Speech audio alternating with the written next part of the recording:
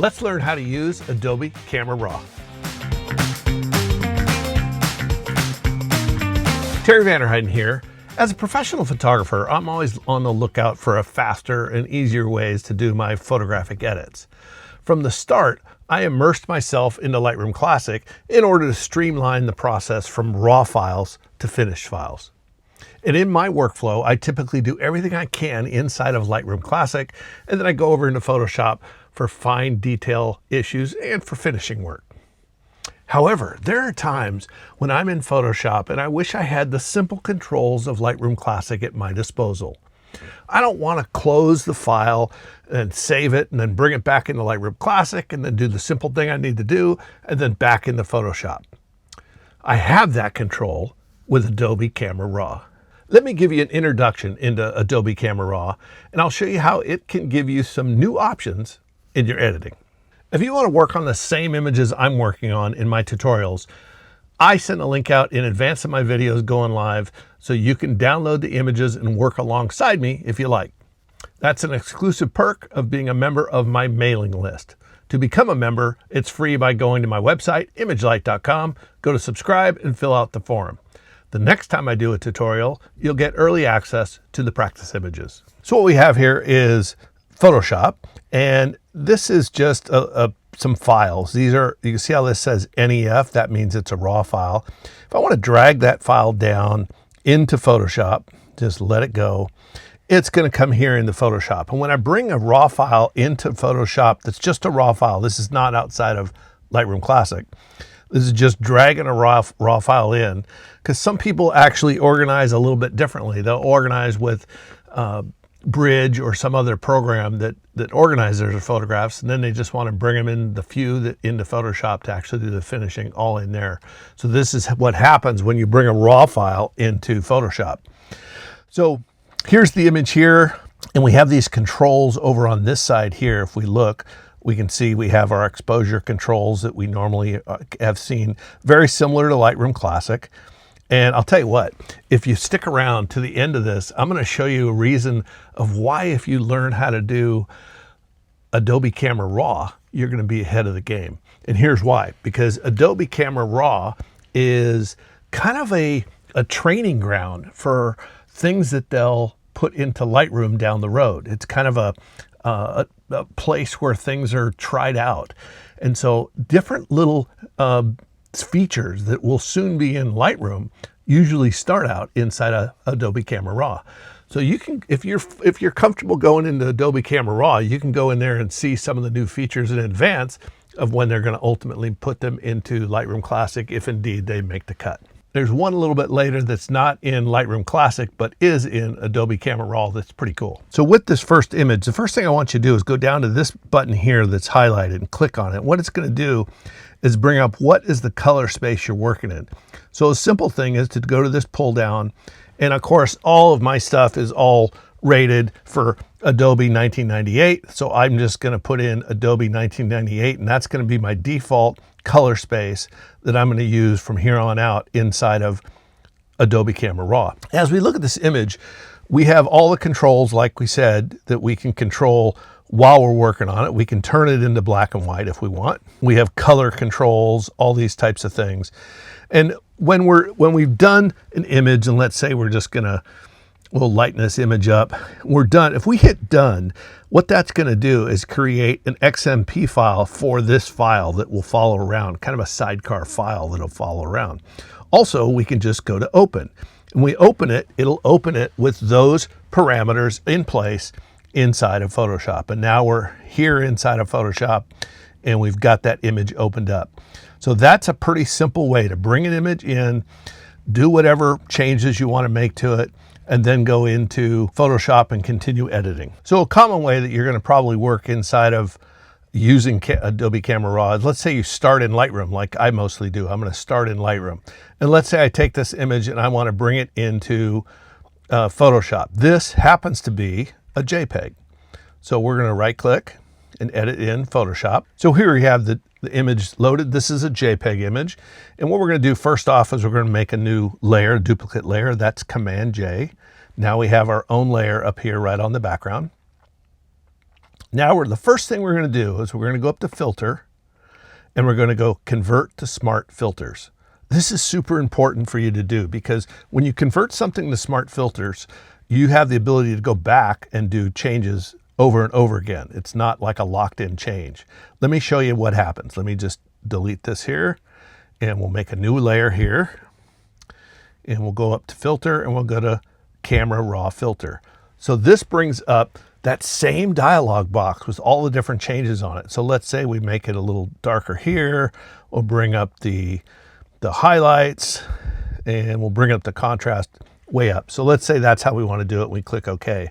So you can see the two layers here. This is before we went into camera raw and this is after. So now let's say we want to go back. We went a little too far. Let's go back in and go back into that camera raw filter. Well, heck, we can't. We don't have any control to go back in. So this is the way that I'd rather see you do it. You're going to take an image here and we'll make a new layer. From that layer, the first thing you're going to do is go to filter, convert for smart filters. Now, when we convert it to smart filters, we can open up a lot of these filters, camera raw being one of them. Let's go ahead and open it. Now, if we make these changes, let's go ahead and make it super bright and we'll click OK. Now we've got this super bright image here. And if we want to go back in and change it and make changes to it, we just double click on the word camera raw filter and it opens back up here. We can see our scales are all still the same as we left them. And then we can make our changes from there. Making a file into a smart filter is the only way to go. So you want to do that every time. Make it into a smart filter. So that way, when you get into camera raw, you can always come back and make changes to it. So inside of camera raw, you have all of the things that you're familiar with inside of Lightroom Classic. You've got all these different panels that you can open up. Now, let's say, for instance, what I like to do is I like to make things a little more streamlined. So I'm going to right click in this space up here, and I'm going to say single mode. And that's kind of like the solo mode inside of Lightroom Classic. So when we open up a panel and we do something, that panel will go away when we open up another panel. So we're not having a whole bunch of panels lined up. If we didn't have that on and we opened up panels, all of these panels would be open at the same time and get it a little confusing. So again, go in this space up here by the first one, right click and go to single mode. That way we can have just the panel that we're working on open at a time. If you're familiar with Lightroom Classic, then you're going to be familiar with the masking. So we have all that same masking ability here, right? And it also has the masking for people. So let's say if we took this and we wanted to just brighten just the whites of the eyes, we can click on that. You can see it makes it a mask and we hit create. And now whatever we do with that, we can, let's go into light and we can say lighten that up. We can change the temperature and make it a little bit cooler. And you can do whatever you want to just what's in your mask, right? So if you have this in a mask, then that's an easier way to go, right? You got that same ability to mask, where if we're in Photoshop, we would have to create our own mask for that. And in this case here, all these same parameters that you have inside of Lightroom Classic are all going to be inside of Camera Raw. And what's nice is this is a JPEG, right? This is not a RAW file. Now, it doesn't turn it into a RAW file when you go into Camera Raw, but you do have the ability to make all of those controls. And in a typical situation, you're only going to be able to push and pull this as far as you can because it's still a JPEG. It doesn't have the built-in information, but this does a pretty good job of replicating what a RAW file would give you in terms of ability inside of, say, a Lightroom Classic. If you're enjoying this kind of content, hit that like button and don't forget to subscribe to the channel and ring that bell icon so you'll be notified when the next video of mine is released. You can always reach me by email, terry@imagelight.com. But one of the best ways to get a hold of me is leave a comment. That way I'll answer the comment, and I read all of the comments that come in on my videos. And that way people, if they have questions, they can leave them in the comments and everybody learns at the same time. So if you have a comment, like for instance, I have a question for you. Are you interested in learning more about Adobe Camera Raw and how you can use it in your workflow? Today's just an introduction, but if you'd like to learn more about this, let me know in the comments. All right, so let's take an image here in Lightroom Classic. And of course, we can do whatever we want inside of Lightroom Classic, but let's go head over and bring it up in Photoshop. and do our same deal that we just did, where we're able to work inside of Adobe Camera Raw. So again, first step, we're going to make a new layer. That's Command or Control J. Now we're on this layer. We're going up to filters, and we're going to convert for smart filters. That only takes a second, and you can see this little icon here. That means that's a smart filter. And now we can go into Camera Raw filter. Now this image comes up in Camera Raw, and we have the ability to make the changes, right? The same changes that we've talked about. So let's go ahead and I'm going to show you something that's inside of Camera Raw that's not yet inside of Lightroom Classic, and that's under masking. So check it out. Let's go to masks. And if we go to the linear gradient, watch what happens. When we click on this, it have the ability right here to make this bidirectional if we'd like, a bidirectional linear gradient. So let's click on that and watch what, well, let me show you the difference here. If we drag this down, this is a typical linear gradient that we're used to. But if we make it bidirectional by clicking this button here, now look at this. Now we've got a bar of a mask. See, this mask would then create just and we can rotate it just like any other. So this is a bar of a mask that cuts across here. So let's go ahead and take our exposure and we'll lighten that up. So we have kind of almost a beam of light coming through here. Now here's the problem. We see here that we lit up everything that's inside of this bar, right? And we can tighten this up a little bit by just dragging this down, dragging this up. Again, this is a mask, and I'm going to overdo it here a little bit, but it does put a nice beam of light across the background, but it also is blowing out the bird. So how do we fix that? Well, we do the same thing like we would do inside of Lightroom Classic. We're going to hit subtract, and we're going to subtract select objects. So now we've got our object selection, and we're just going to make a box around this snowy egret. There. So now take a look at the mask. We can now see here that the mask is going to be all of the mask in the background, but not over the bird. So now when we're making any of our changes, we can lighten or darken whatever changes we want to make. We have the ability here to change the feather. If we want more of a feather, that becomes a softer mask. If we'd like to work with the amount of this, whatever change we've made to it, let's go ahead and change the color to it as well. Let's make it a lot warmer. If we want to make any changes to our overall mask, we can change the amount. Right now it's 100%. If we move it down, it's going to be 30%. Or if we move it up, then we're going to have even more masking ability. And again, since we mask out the bird stays the same. So let's go ahead and brighten that up, and let's create a new mask. And you do that by just clicking that little button similar to Lightroom Classic. And let's go ahead and select objects again. And we'll select the egret. And we're going to make it a little darker. And we'll bring the contrast up a little bit. And we're also going to warm it up just a little bit. So now you can see how we've gone. Let's take a look at it before and after. And here's how you look at before and afters. It's kind of cool.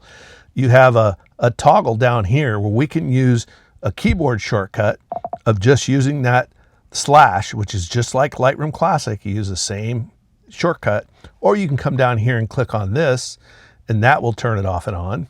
You also have the ability to look at before and afters. So let me show you a couple of other tips. When we're in the edit mode, for instance, let's say we go into light. So this is going to be controlling the light that happens. If we've gone too far on something and we want to go back to square, you can just double click that little tab and it comes back to even, right? So that's actually a pretty cool thing. The other thing you can do, if you'd like to use a scrubby slider, take a look at the icon. Can you see that? It's a little hand with arrows next to it. You go to any word like exposure, click, and then drag to the right and drag to the left. Same down here. On any of these, you can drag by just using what's called a scrubby slider. The other thing, see how this has a zoom already capability? We've got the zoom here, we've got the hand, and let's say we want to move the image around, we want to zoom it up. We obviously hit the space bar, that turns into the hand, and we can move it around to see it better. And our zoom, we have the ability to kind of use what's called a scrubby zoom. So that's clicking and dragging will zoom this up for us. We've got all of our remove tools, right? We have our AI remove tools, just like in Lightroom Classic, clone, rubber stamp tool. We got our mask, which we've already covered. We've got red eye, which if you've got red eye problems, this is a quick way to fix it. And then of course we have presets, and the presets are just long and drawn out. Now our regular brush presets won't work on this, but if you want to go in and take a look at how something might look, you can turn this, click on this, and as you scroll down, you can see all the different versions of how this is going to look in a preset. So that's a simple way that you can kind of get started on a setup of what you're doing. So let's say you're inside Photoshop and you got an image and you're like, oh, I wished I would have remembered to color correct this, right? A simple color balance thing. All you have to do is come in here, do Command J, make it into its own layer, go up to Filter, do Convert for Smart Filters, then go to Filter and go to Camera Raw Filter. So now we're in Adobe Camera Raw and we can come up to the Edit menu, go down to Color, and see this here, this little eyedropper tool. Remember that? That eyedropper tool is the same eyedropper tool we have in Lightroom Classic. And when we click on it, it turns into a little eyedropper, and we can just hover it over any part of this image. And when we click, it balances the color. So in a simple couple of steps, we go in and can simply balance the color inside of Photoshop. Maybe we forgot to do that inside of Lightroom Classic, or we wished we would have done it maybe somewhere else. But it's a real simple way because we're familiar with just about all of the techniques inside of Adobe Camera Raw because it's almost exactly like Lightroom Classic. But you're inside Photoshop, you're finishing up an image, you're like, oh, I want to do that one more thing. Well, you can just convert it to a smart filter, go in to Adobe Camera Raw filter, and now you're inside of what looks to us like Lightroom Classic inside of Photoshop. All right, if you got any questions, leave them in the comments. Talk to you next time.